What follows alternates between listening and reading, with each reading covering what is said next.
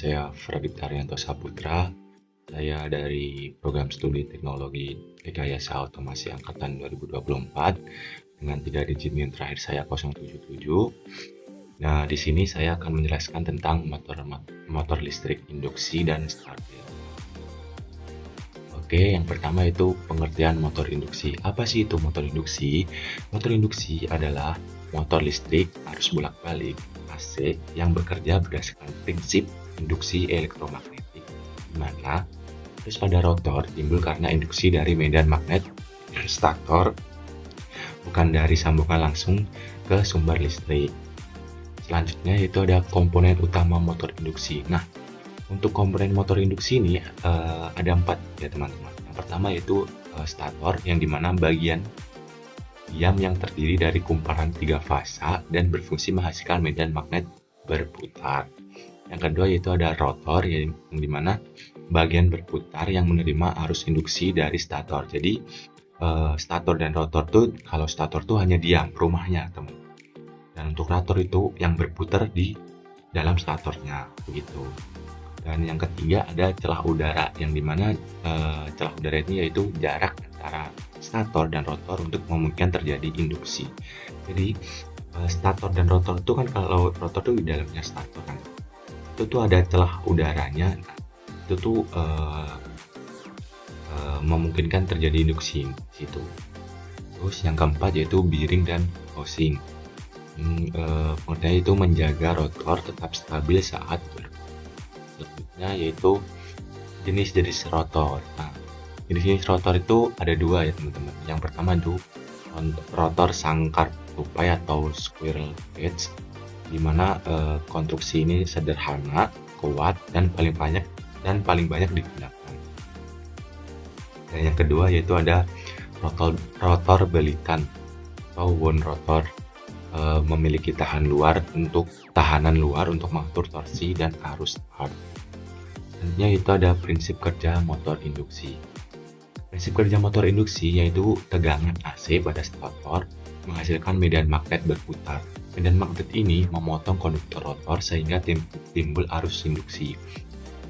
Interaksi antara medan magnet stator dan arus rotor menghasilkan gaya Lorentz yang menyebabkan rotor berputar searah medan magnet stator.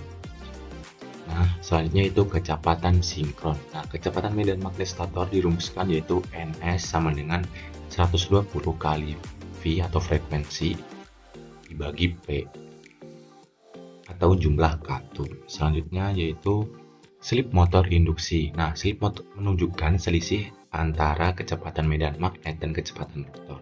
Rumusnya yaitu S sama dengan S per NR dibagi Ns. Nah, Ns itu tadi ini adalah kecepatan sinkron.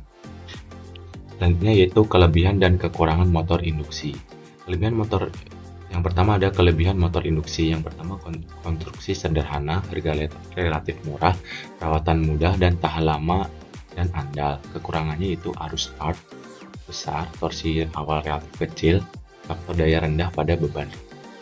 Selanjutnya itu pengertian start delta.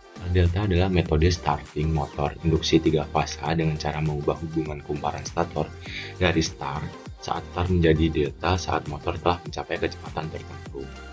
Selanjutnya itu prinsip kerja start delta. Yang pertama itu saat start motor dihubungkan start sehingga tegangan fasa menjadi lebih kecil. Yang kedua ada arus start dan torsi awal menurun. Yang ketiga setelah waktu tertentu atau delay hubungan diubah menjadi delta. Yang keempat, motor bekerja pada tegangan dan daya penuh. Tujuan penggunaan start delta ada 3. Yang pertama itu mengurangi arus start motor. Yang kedua, menghindari drop tegangan pada jaringan. Yang ketiga, melindungi motor dan peralatan listrik lainnya. Selanjutnya itu perbandingan hubungan start dan delta. Start yaitu tegangan fasa kecil, arus start kecil, torsi awal kecil. Untuk delta, tegangan fasa penuh, arus dan torsi lebih besar, dan digunakan saat operasi normal. Kelebihan dan kekurangan start delta. Kelebihannya yaitu biaya murah, yang dimana komponen jauh lebih murah dibandingkan converter atau soft starter. Terus arus start rendah, yang dimana menurunkan lonjakan arus hingga 1/3 dari arus normal sehingga listrik tidak anjlok. Yang selanjutnya itu sederhana, rangkaian standar yang mudah dipahami dan diperbaiki oleh teknisi. Kekurangannya yaitu ada tiga. Yang pertama itu torsi rendah, yang dimana tenaga putar saat start lemah, tidak cocok untuk beban berat. Yang kedua ada hentakannya, yang dimana terjadi kejutan arus dan mekanis saat pindah dari posisi start ke delta. Yang ketiga yaitu boros kabel, yang dimana memerlukan 6 kabel dari panel ke motor. Metode lain biasanya hanya 3 kabel. Selanjutnya itu aplikasi dari Star Delta ini, yang di sini saya akan membawakan 4 contoh aja, yang dimana yang pertama yaitu pompa air, yang kedua kipas industri, yang ketiga conveyor ringan, yang keempat kompresor kecil. Selanjutnya ada kesimpulan atau slide paling terakhir, yaitu motor induksi merupakan motor AC yang paling banyak digunakan di industri karena sederhana dan andal. Start delta digunakan untuk mengurangi arus start sehingga sistem lebih aman dan umur motor lebih panjang, terutama untuk beban ringan hingga menengah. Nah, mungkin cukup PPT yang saya terangkan. Selanjutnya akan saya beri simulasi rangkaiannya. Oke, selanjutnya di sini saya akan mensimulasikan rangkaian start delta. Nah, di sini ada beberapa komponen. Yang pertama ada sumber, yang pasti sumbernya ada 1, 2, 3 netral dan ground.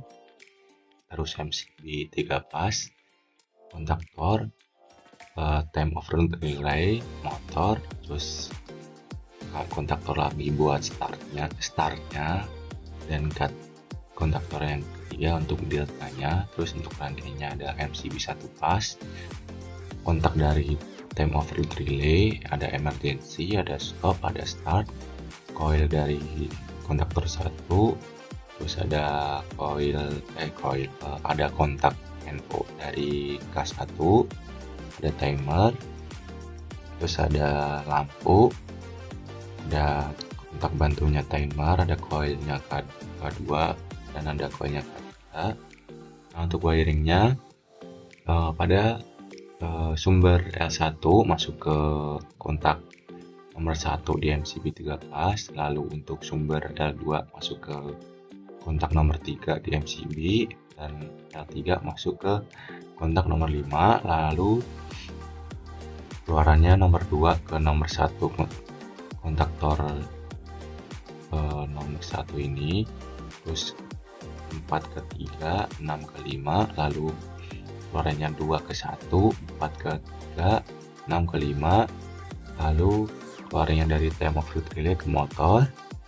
Di sini K2-nya inputannya dibikin gini, soalnya ini buat startnya buat start dihubungin ke motor, dan untuk K3 buat deltanya, inputannya dari keluaran antara MCB dan masukan dari kontaktor 1 inputannya, lalu outputannya masuk ke outputan K2. Nah, untuk wiringnya sendiri dari MCB 1 pas masuk ke time of fluid relay, masuk ke emergency, masuk ke stop, lalu ke start. Nah, di sini ada interlocknya.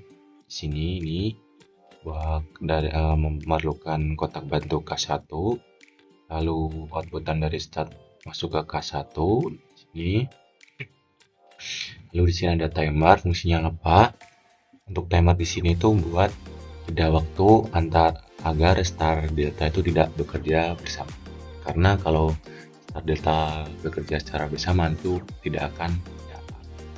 Terus ini di sini sebelum masuk ke coil K2 ada kontak bantunya timer, lalu kontak bantunya dari K3, lalu dihubungkan ke kontak bantu lagi timer 1, lalu outputannya ke K2, lalu outputannya masuk ke K3, terus coil-coilnya nyambung ke netral. Oke, kurang lebih seperti itu akhirnya. Lanjut untuk simulasinya nih.